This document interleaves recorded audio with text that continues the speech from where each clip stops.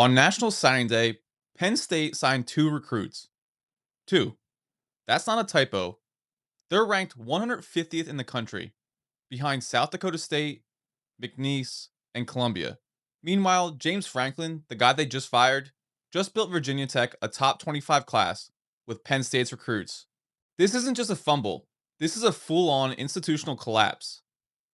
Let's rewind. 9 months ago, Penn State was in the college football playoff semifinals. They beat SMU and Boise State. James Franklin had them one game away from the national championship. He had a 104-45 record at Penn State, a Big Ten title, 9 bowl appearances.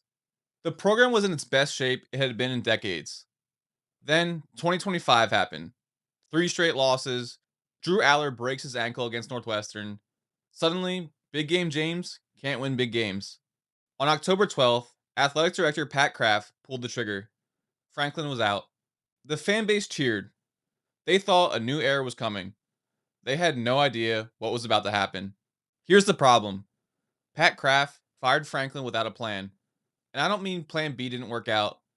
I mean there was no plan A, B, or C. One insider said Penn State opted to chase unicorns instead of making realistic offers. So now they're stuck with interim coach Terry Smith, who's actually done a decent job. But hiring him means admitting you fired Franklin just to replace him with his longest tenured assistant. Meanwhile, the recruiting class imploded. Penn State had 27 commits before Franklin was fired. By signing day, 4 remained. Only 2 actually signed. And guess where most of them went? Blacksburg, Virginia.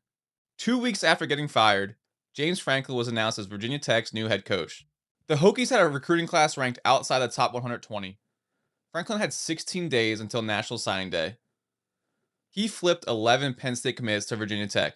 11. Recruiting class ranks: Virginia Tech 23rd, Penn State 150th.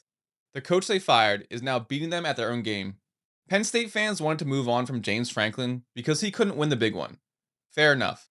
But firing him mid-season with no replacement lined up, while he still had recruiting relationships across the East Coast, that's not bold, that's reckless. Now they're 50 plus days into a coaching search with no end in sight.